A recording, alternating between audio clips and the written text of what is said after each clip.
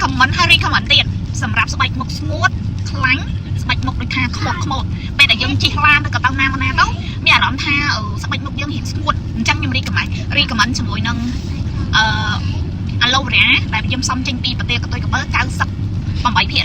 ភ្លាមដល់សំណើមភ្លាមដល់ជាតិទឹកទៅដល់ស្បែកណាអញ្ចឹងបងប្អូនអត់ប្របាកទេមួយថ្ងៃបងប្អូនបើសិនជាដំណើរកំសាន្តទៅលេងចិត្តឆ្ងាយអីចឹងណាអ្នកទាំងអស់គ្នាមួយថ្ងៃអ្នកទាំងអស់គ្នាអាចបាញ់ម្ដងទៅបានដែរបាញ់ភ្លាមដល់សំណើមដល់ស្បែកភ្លាមហ្មងណាវាបងប្អូនបាញ់ភ្លាមជួយកន្លងភ្លាមអញ្ចឹងដល់ពេលដែលយើងប្រើប្រាស់ជាមួយនឹង cushion ឬក៏ UV sunblock អីយើងអាចបាញ់ជាមួយនឹងទឹកប្រទាលកតុយកបឺគេហៅថា aloe vera នេះបានណាជាផលិតផលរបស់ខ្លួនឯងអ្នកទាំងអស់គ្នាបាញ់ភ្លាមដល់សំណើមភ្លាមធ្វើឲ្យស្បែកមុខយើងម៉ត់ភ្លឺអាឡូអ្វីដែលសំខាន់ជួយបំពេញជាតិទឹកបានរហូតដល់12ម៉ោងទៀតបើសិនជាអ្នកបាញ់ណាហើយអ្នកមុនអ្នកជួមអ្នកអាចជ្រួយអ្នកមុខសរសៃក្រហមប្រើបានទាំងអស់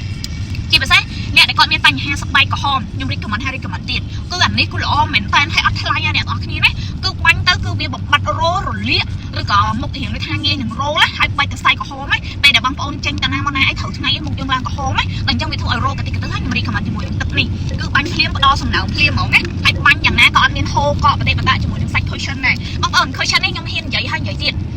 ពេលដែលយើងបាញ់ទឹកទៅវារត់តែជួយធ្វើឲ្យ cushion ហ្នឹងគឺវាជ្រាបចូលស្បែកមុខរបស់យើងហើយអត់កអត់ប្រទេសបតាអត់ហូរសាច់ cushion ហ្នឹងមកវិញណាខ្ញុំ recommend អញ្ចឹងសម្រាប់មនុស្សស្រីទាំងអស់គ្នាចង់បានភាពជឿជាក់នៅពេលដែលបងប្អូនដំណើរកំសាន្តទៅណាឬក៏ទៅកម្មវិធីឬក៏ទៅដូចថាទៅប៉ុនឬក៏ទៅអីអញ្ចឹងណាអ្នកខ្ញុំ recommend ណាមានតែ4មុខនេះបងប្អូនគឺថាទៅណាគឺអត់ខ្មាស់គេហ្មងជាពិសេសទៅតាមប្តីគឺប្តីអត់ខ្មាស់បាត់ភេកអីដោយសារតែយើងមានអាត់កំបាំងដែលជួយធ្វើឲ្យមុខយើងស្អាតហើយអត់ប្រទេសបតាអីហើយស្រាលមកទៅដោយលក្ខណៈធម្មជាតិអញ្ចឹង